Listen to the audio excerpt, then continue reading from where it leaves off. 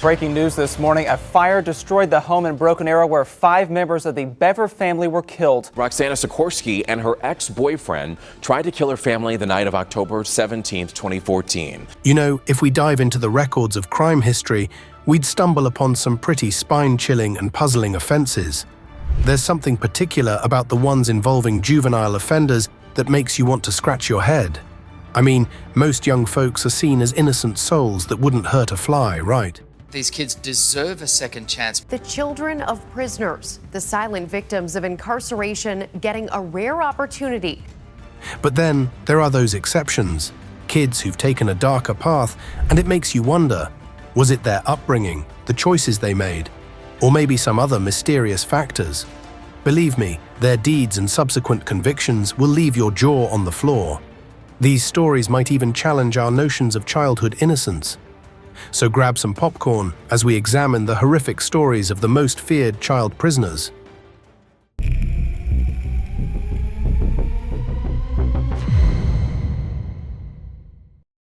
The Bever brothers' crime story is a haunting and disturbing chapter in the records of criminal history. One of the 2 brothers accused of murdering their parents and 3 other siblings in Broken Arrow. Now to a mysterious case unfolding in Oklahoma tonight. A 911 call coming in overnight. Are you the only one there? No, my brother's attacking my family. Family members in Broken Arrow. The 2 teen brothers who were arrested for stabbing their family members to death Wednesday night will be transferred to the Tulsa County Jail today. The very latest on the case, Giselle. On July 22, 2015, in the quiet suburban community of Broken Arrow, Oklahoma, a gruesome and incomprehensible tragedy unfolded within the Bever family home. Robert and Michael embarked on a crime that would claim the lives of 5 of their family members. Daniel Bever, age 12, called 911, saving the lives of his sisters Autumn, who was 2 years old, and Crystal, who was 13, by alerting authorities. Crystal, one of the 2 survivors, identified 2 of her older brothers, 18-year-old Robert and 16-year-old Michael, as the assailants. For the eldest Bever brother are getting ready to defend the 19-year-old. In motions filed late last week, Robert Bever's defense team aimed to limit emotion and remembrance of the victims in the courtroom. Their victims included their parents, David and April Bever, as well as their younger siblings, Daniel, just 12 years old, Christopher, a mere 7, and the youngest, Victoria, who was only 5. David and April Bever and 3 of their 7 children were killed by sons Robert Bever, then 18, and Michael Bever, then 16. The brothers are now serving life sentences. Coming to an end now in court at least. 19-year-old Robert Bever sentenced to life in prison today without parole. He pleaded guilty to stabbing 5 of his family members to death last July. The brutality of the murders was chilling. The brothers reportedly used knives and other weapons to carry out their heinous acts. The motive behind this appalling act of violence remains deeply unclear. Investigators later discovered that the Bever brothers had developed a morbid fascination with mass shootings, delving into research on notorious cases online.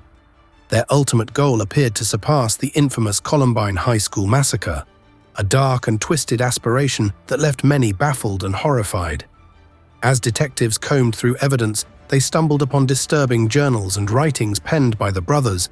Brothers Robert and Michael Bever were in court for a preliminary hearing today, which provided chilling insights into their intentions. The journals revealed an obsessed fixation on violence and no remorse for the humanity of their victims. Legal proceedings against the Bever brothers were complex due to their ages at the time of the crime. Initially considered for juvenile court, the severity of their actions led to them being tried as adults. In 2016, Robert Bever chose to plead guilty to all charges, receiving a life sentence in prison without the possibility of parole. Michael Bever's brother Robert took the stand in Michael Bever's murder trial today. Robert Bever is already serving multiple life sentences without parole for killing his parents and 3 siblings.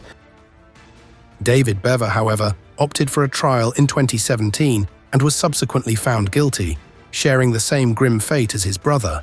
The Bever brothers' crime story continues to send shockwaves through the Broken Arrow community and serves as a grim reminder of the darkness that can fester within individuals. It underscores the importance of early intervention in cases of mental health and the vigilance required in identifying and addressing signs of violent imagination before they manifest in unspeakable acts.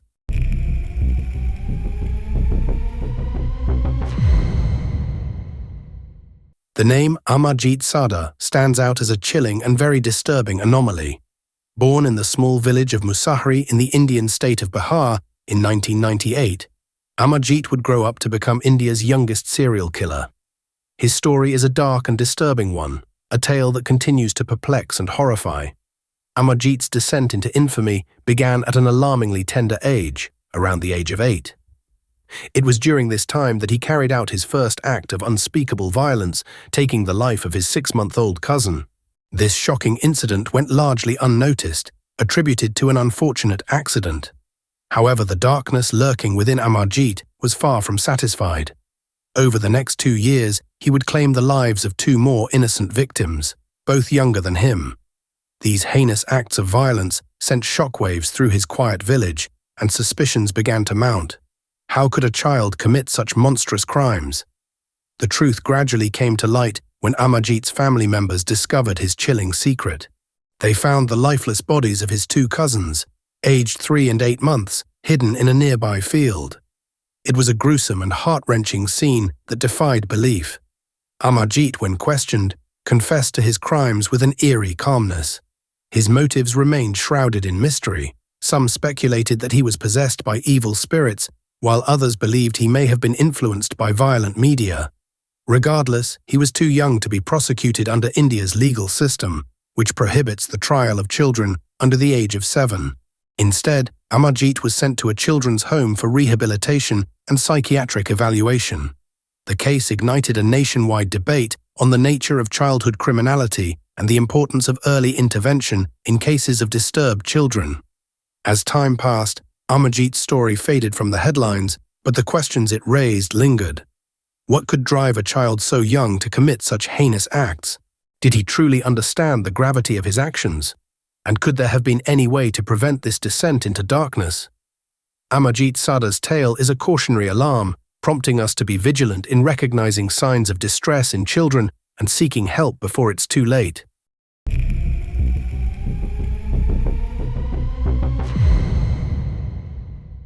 In the fall of 2014, a chilling plot unfolded in a quiet suburban neighborhood, leaving a family shattered and a community in shock.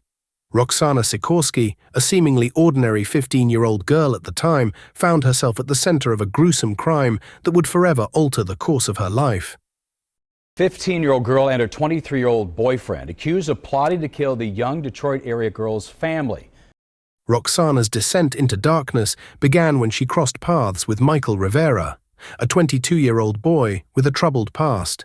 Their relationship quickly evolved into something sinister as they hatched a plan that defied belief, a plan to murder Roxana's siblings and adoptive parents. Roxana Sikorsky and her ex-boyfriend tried to kill her family the night of October 17, 2014. The failed plot came to light on October 2014, sending shockwaves through the community.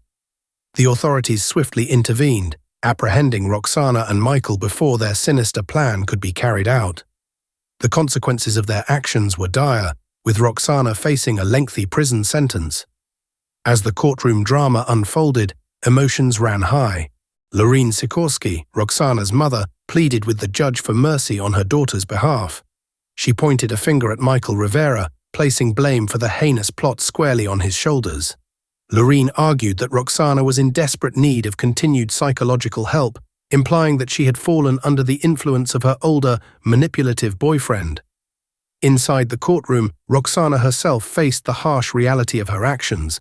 She addressed her adoptive parents with a heartfelt apology, expressing remorse for not living up to their expectations and for betraying the trust they had placed in her. Her words carried a weight of sorrow and regret that left many in attendance teary-eyed. Ultimately, justice was served when Roxana Sikorsky was served 10 to 20 years in prison for her involvement in the plot. This shocking case serves as a grim reminder of the devastating consequences that can result from the influence of toxic relationships and the profound impact they can have on young minds. The scars of this crime will linger not only on Roxana, but also on her family and the community. This is no doubt a stark warning of the dangers of manipulation, youthful impulsiveness, and the fragility of family bonds.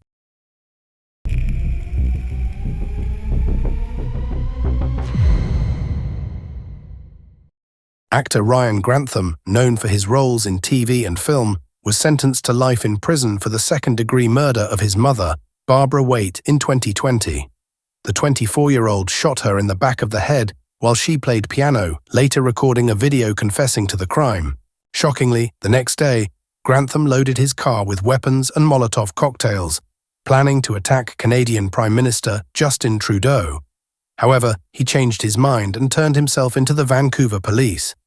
Psychiatric reports revealed Grantham had been battling depression and killed his mother to spare her from witnessing the violence he had planned.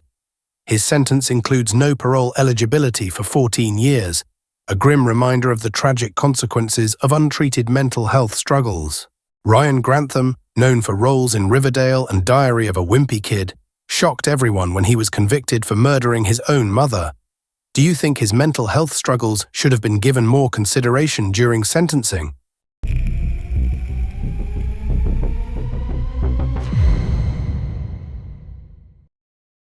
Lionel Tate was a young wrestler whose name became synonymous with a tragic incident.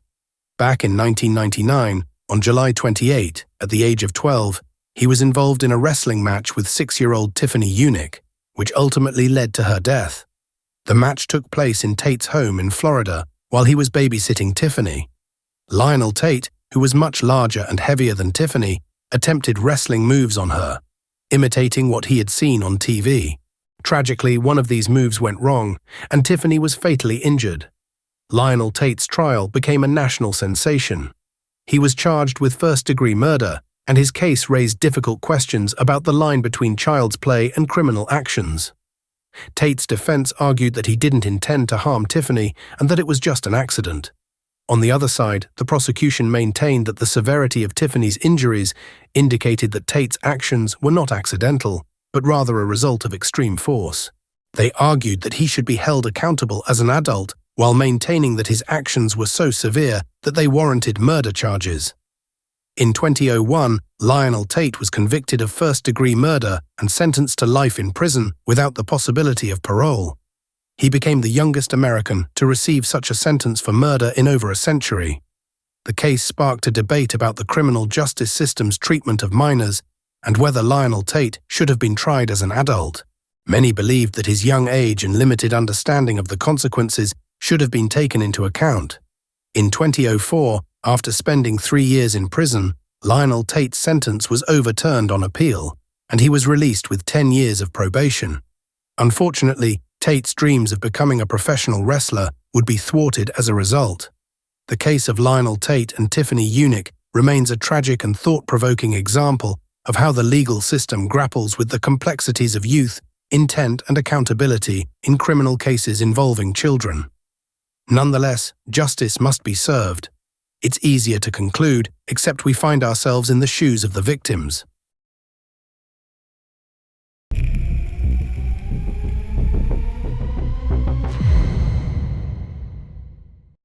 To bring us to the end of this video is the horrifying case of Joshua Phillips' crime, a tale of a murder hidden under a bed. The case took place in Jacksonville, Florida in 1998 and shocked the nation with its horrifying details. It all began on November 3rd, when 14-year-old Joshua Phillips was home alone with his 8-year-old neighbor, Maddie Clifton. Maddie Clifton was a bright and bubbly girl who lived next door to Joshua. She often played with him and was considered a friend by his family. However, on that fateful day, an argument between the two escalated into a violent altercation. What transpired next would haunt the community for years to come. In a fit of rage, Joshua Phillips struck Maddie Clifton with a baseball bat. The blow proved fatal, leaving Maddie lifeless on the floor of Joshua's bedroom. Fearing the consequences of his actions, Joshua made a gruesome decision. He decided to hide Maddie's body under his waterbed. For 7 days, Joshua Phillips concealed Maddie's body while pretending to help in the search efforts for the missing girl. Friends, family, and neighbors joined in the frantic search, unaware that the person they were looking for was just feet away, hidden beneath the floorboards of Joshua's room. However, on November 10th, the police received a tip that led them to Joshua's home. When they searched his room, they found Maddie's lifeless body, her decomposing remains revealing the gruesome nature of her death. Joshua Phillips was arrested and charged with Maddie Clifton's murder. His trial was a harrowing experience for all involved. Joshua, who was just 14 years old at the time of the crime, was tried as an adult. His defense team argued that he had not intended to kill Maddie and had panicked after the accidental blow. They painted a picture of a terrified young boy who didn't know how to handle the situation.